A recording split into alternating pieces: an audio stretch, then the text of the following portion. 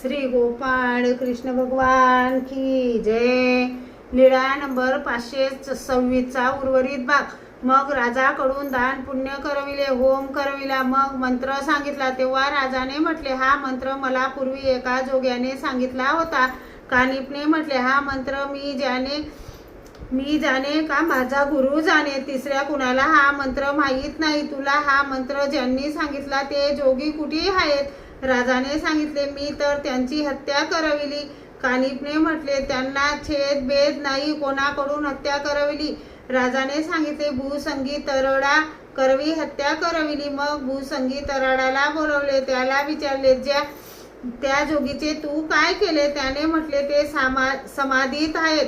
कानिपने सांगितले, चल आम्हाला दाखव। त्याने दाखवले। कानिपने त्या ठिकाणी पाय ठेवला आणि म्हटले, येथील माती बाजूला करा रे।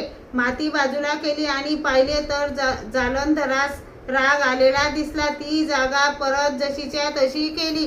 मग कानिपने गोविंद चंद्राच्या आकाराचा लोखंडाचा पुतळा करविला। त्या पुतळ्यावर पोशाख चढविला। कानिपने राजाला सांगितले, ज्यावेळी तू जोगीची हत्या करविली त्या वेळेला तुझा जसा शृंगार होता तसा शृंगार या पुतळ्याला करावा।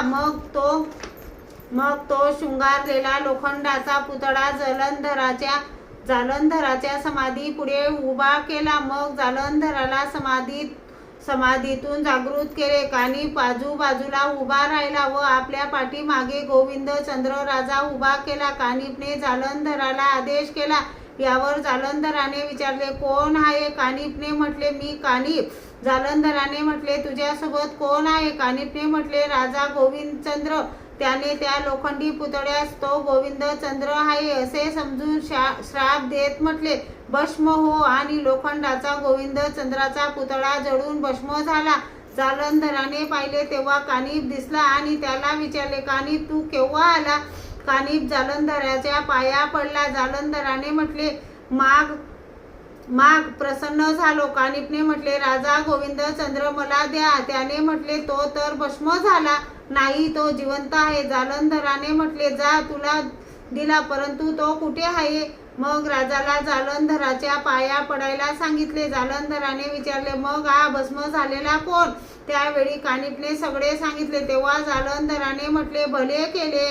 श्री गोपाळ कृष्ण भगवान की जय।